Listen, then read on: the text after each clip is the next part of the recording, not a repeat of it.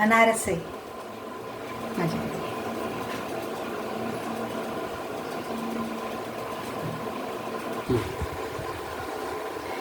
नमस्कार मित्रांनो, माझ्या वर्षा धाबे या यूट्यूब चॅनलवर तुमचं स्वागत आहे। आज आपण बघणार आहोत अनारसे। आता गोकुळाष्टमी जवळ आली आहे आणि गोकुळाष्टमीसाठी गोडधोड पदार्थ बनवणे घरात सुरू आहे। आज मी अनारसे बनवले आणि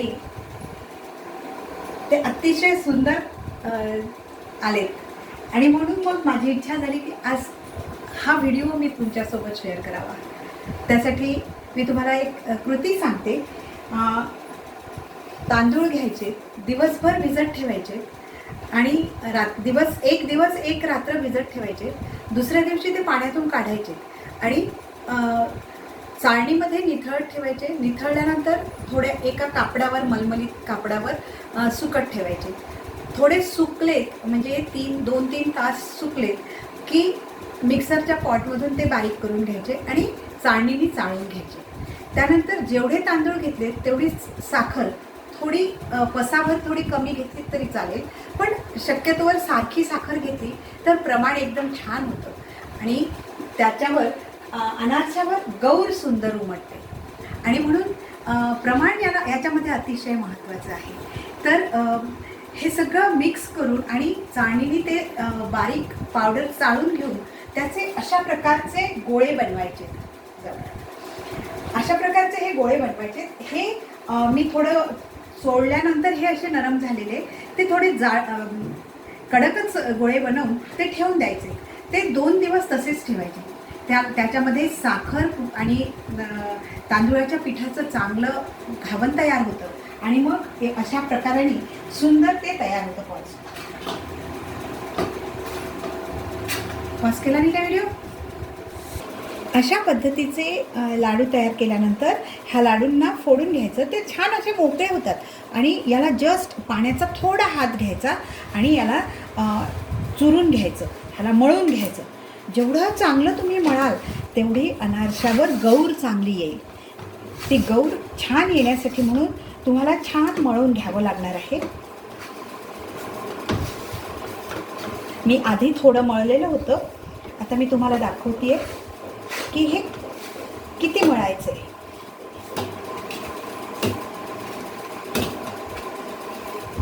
पॉज। ह्याचं असं सुंदर मळून मऊसर आणि चिकट असा हा गोळा तयार होईपर्यंत याला मळायचं। आपटून चांगलं। जेवढा चांगला मळला तेवढी गौर चांगली येते आणि अनारसा असा नरम येतो। त्यानंतर याच्या सारख्या अशा गोळ्या तयार करून ठेवायच्या। थोडा हाताला हे करूनच गोळी तयार करायची, दाबून दाबून।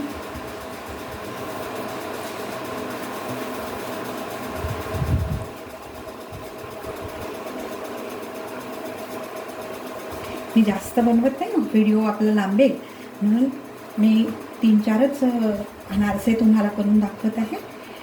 तर अशा प्रकारची गोळी तयार केल्यानंतर ह्या गोळीला थोडं तेल लावायचं।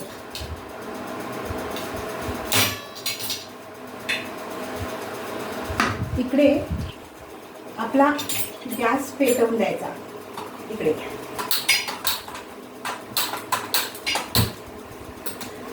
मी मुद्दाम तवा वापरते। तवा वापरते। कढाईऐवजी तवा जर वापरला, फक्त तवा थोडा खोलगट असावा, तर त्याच्यावर अनारसांना उचलायला आणि सरळ सरळ ठेवायला फार मदत होते। आता अशा प्रकारे अशी गोळी घेऊन त्याला तेल लावून घ्यायचं। एक प्लास्टिक घ्यायचा कॅरी बॅगचा आणि त्या प्लास्टिकवर असं सरळ हे ठेवून इथे गोळा ठेवून ह्याला उलटं करायचं आणि लाटण्याने ती लाटून घ्यायचं।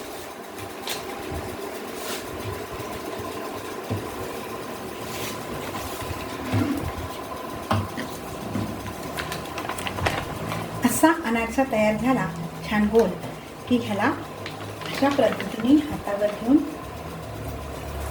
टाकायचं। गॅसची फ्लेम एकदम कमी ठेवायची. आता आपला हे जास्त गरम झाले तेल, एवढं तेल गरम ठेवू नये. उजव्या हातात चिमटा पकडून डाव्या हाताने झाऱ्यावर हे घ्यायचं आणि याचं पूर्ण तेल निथळू द्यायचं. गॅस एकदम कमी, फक्त तेल गरम झालं की गॅस एकदम कमी. त्यानंतर हा अनारसा असा तिरपा भांडं ठेवून एखादी परात तिरपी ठेवायची आणि त्याच्यामध्ये तेल निथळेल असं ठेवायचं.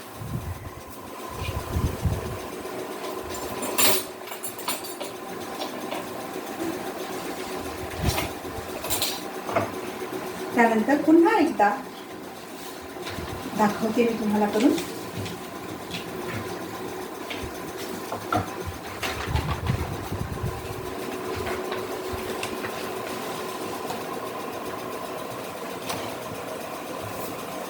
तो अनारसा होईपर्यंत पुन्हा दुसरा अनारसा लाटून ठेवायचा.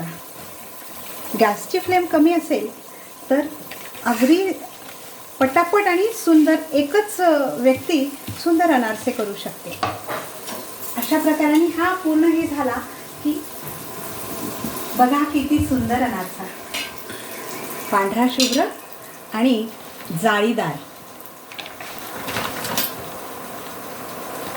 एक अनारसा झाला की लगेच दुसरा अनारसा टाकायचा आणि इकडे आणखी एक गोळा घेऊन गोळी तयार असली ना की अनारसे पटापट होतात, म्हणून आधी गोळी तयार करून ठेवायची.